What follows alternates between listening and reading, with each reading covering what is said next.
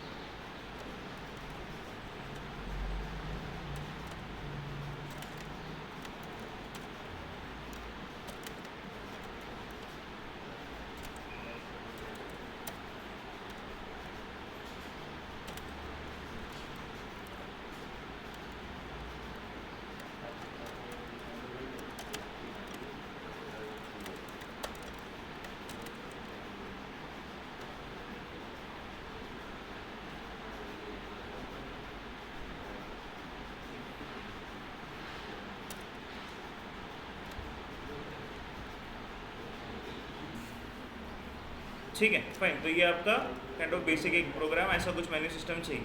तो जैसे मैंने आपको बताया था वो वेरिएबल जो सेक्शन है, ठीक है, वेरिएबल वाले सेक्शन में सपोज से int n1, n2, ch, result, ऐसे 4 काइंड ऑफ मैंने वेरिएबल बना लिए। ठीक है फाइन, फिर उसके बाद में पहले तो वो यूज़र से एक्सेप्ट करना है ना, एल से इनपुट वाला सेक्शन है, उसके अंदर एल से प्रिंटफ एंटर फर्स्ट नंबर,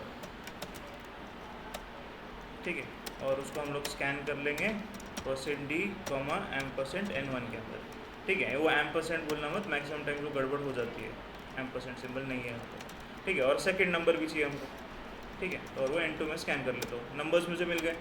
ठीक है, अब उसके बाद में ये रिजल्ट वाला वेरिएबल को तो फिलहाल हम लोग यूज़र से लेने वाले नहीं है, हम लोग काइंड ऑफ उसको बाद में प्रोसेस करके डायरेक्टली कुछ वैल्यू डाल देंगे उसके अंदर, कैलकुलेशंस करके।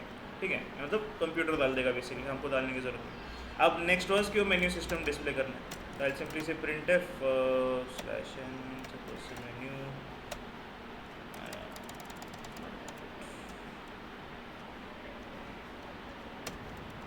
ठीक है, printf एल से 1 डॉट ऐड, अभी वो प्रेस 1 फॉर ऐड, प्रेस 2 वो जो भी अगर आपको लिखना है वो आपके हिसाब से।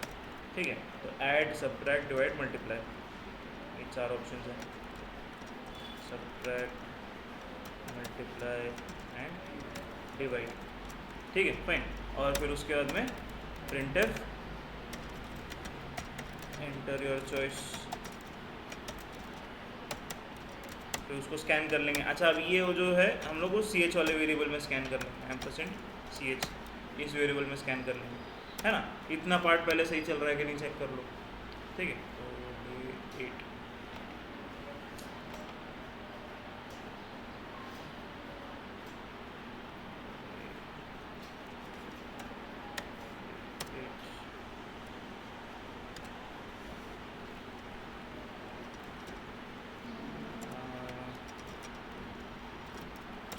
स्विच कर,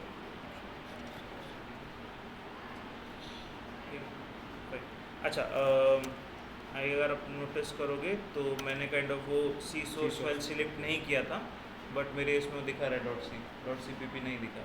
तो व्हाट आई डिड हो, जब नाम लिख रहा था ना उधर ही .c डाल के मैंने एंटर दबा दिया, तो ऑटोमेटिकली उसका सोर्स टाइप सी सोर्स हो गया। अगर मैं .c या फिर वो नीचे सिलेक्ट, अगर .c नहीं डाला मैंने और नीचे सिलेक्ट नहीं किया, बाय डिफ़ॉल्ट cpp पे चला जाएगा।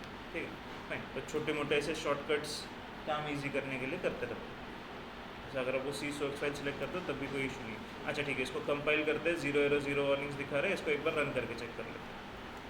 ठीक है,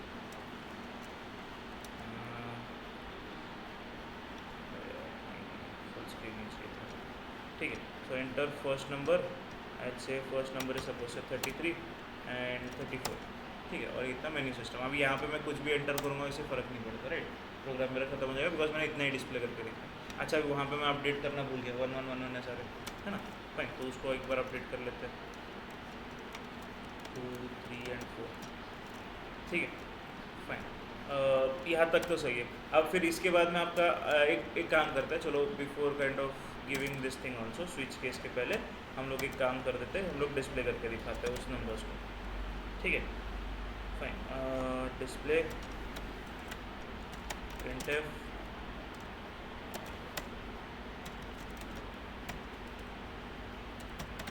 numbers are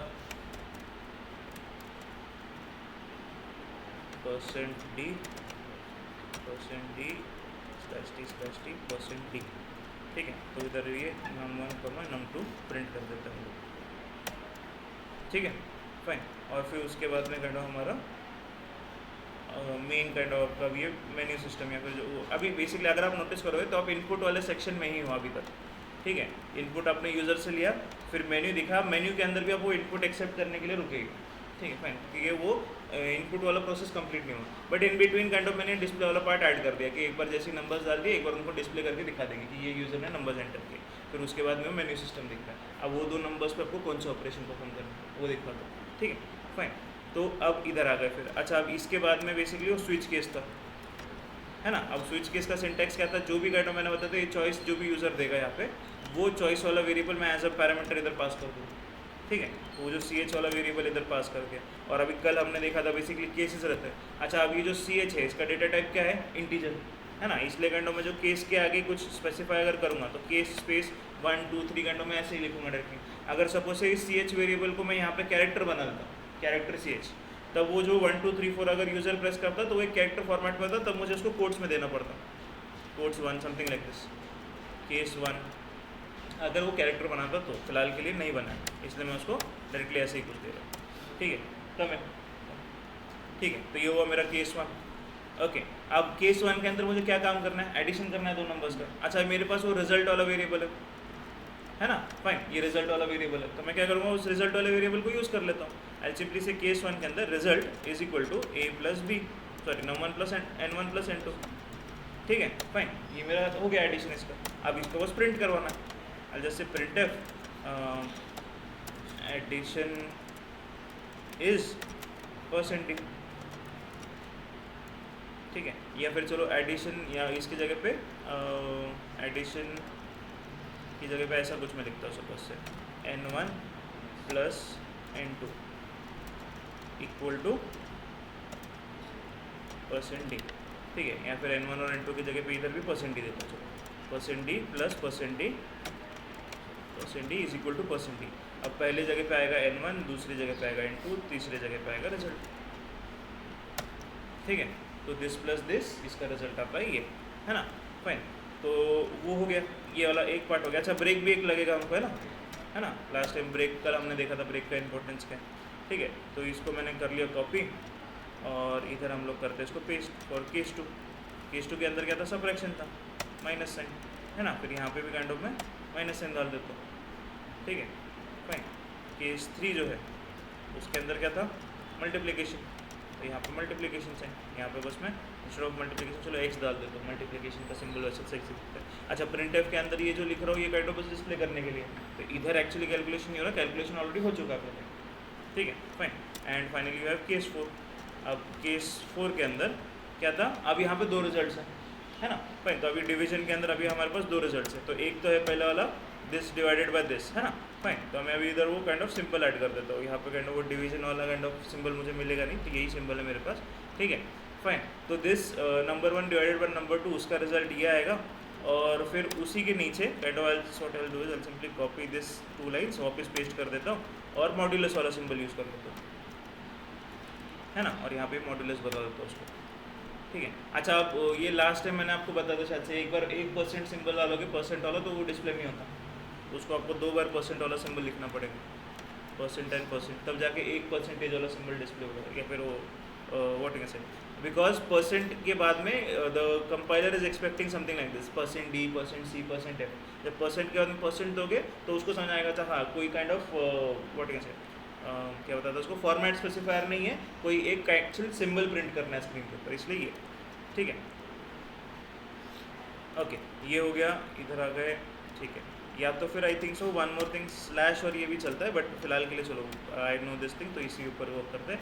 एंड ये हो गया क्वोशंट और रिमाइंडर। अच्छा, if you want to write something like this, कि अभी यहाँ पे एडिशन लिखना ही है अगर आपको, ठीक है, something like this, add colon this thing, ऐसा कुछ अगर लिखना है तो लिख दो, कोई प्रॉब्लम नहीं, ठीक है। वो just for your understanding six कि हाँ ये ऑपरेशन हम लोग कर रहे हैं, ठीक है। अब डिवाइड के अंदर बेसिकली दो आएंगे, है ना, फाइन। तो आई से डिवाइड अंडरस्कोर क्वोशंट, ठीक है, क्यों ही लग देता बस, और यहाँ पे डिवाइड अंडरस्कोर रिमाइंडर कर देता, ठीक है। बस वो अंडरस्टैंडिंग सिक्स के लिए था, ठीक है। ये ऑपरेशन होगा। अच्छा, डिफ़ॉल्ट वाला एक केस बच गया हमारा, है ना। तो अगर सपोज से यूज़र ने 1 2 3 4 की जगह कुछ और नंबर डाल दिया, तो हमारे पास वो डिफ़ॉल्ट वाला चला जाएगा, ठीक है। डिफ़ॉल्ट केस, अब डिफ़ॉल्ट केस में बस मैं मैसेज प्रिंट करता हूँ रॉन्ग चॉइस, बस इतना एक मैसेज प्रिंट करता हूँ, ठीक है, फाइन। इसको भी एक ब्रेक लगा देता हूँ जस्ट फॉर सेफ्टी सेक्स, ठीक है। तो ये प्रोग्राम पूरा बन गया, राइट। तो अभी अगर मैं इसको कंपाइल करता हूँ, शुड गेट क्या 0 अर्निंग्स, इसको रन करते हैं, ठीक है। सेंटर फर्स्ट नंबर सपोज से 56, ठीक है, एंड सेकेंड नंबर सपोज से 30, ठीक है। अब ये दो नंबर्स है मेरे पास 56 और 13। अभी क्या ऑपरेशन परफॉर्म करना है, सपोज से एल से सब्ट्रैक्शन कर दो, ठीक है। 56 में से 13 गया, कितना बचेगा 43, है ना, फाइन। तो उसका रिजल्ट मुझे 43 दिखना चाहिए, आ रहा है, फाइन। इसके हिसाब से चलो एक डिवीजन वाला भी करके देख लेते हैं, फिर से एक बार रन करते हैं इसको,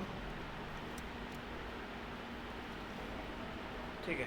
अब सपोज एल से 45 एंड सपोज से 10 ले लेता हूँ, ठीक है। तो अभी इसके अंदर अगर मैं डिवीजन वाला ऑपरेशन करता हूँ 4, अब इसके अंदर क्वोशंट क्या आएगा 4, है ना। 10 4 ज़ा 40, 10 5 ज़ा 45, है ना। तो 4 क्वोशंट आएगा और रिमाइंडर कितना आएगा 5, ठीक है। तो हमारा क्वोशंट 4 आ रहा है, रिमाइंडर 5 आ रहा है, ठीक है। बना सकते हो, सेम मेन्यू सिस्टम है लाइक यस्टरडे, बट अभी यहाँ पे थोड़ा सा हमने काइंड ऑफ लॉजिकली काम कर रखा है। हमने कैलकुलेटर बनाया बेसिकली, जो पहला वाला कैलकुलेटर सारे काम कर रहा था, अब उसके अंदर अभी हमने उसको भी काइंड ऑफ लिमिट कर दिया। हम लोग जो या फिर जो यूज़र बोलेगा सिर्फ उतना ही काम करें, एक्स्ट्रा करने की उसको ज़रूरत नहीं, ठीक है। बना लो।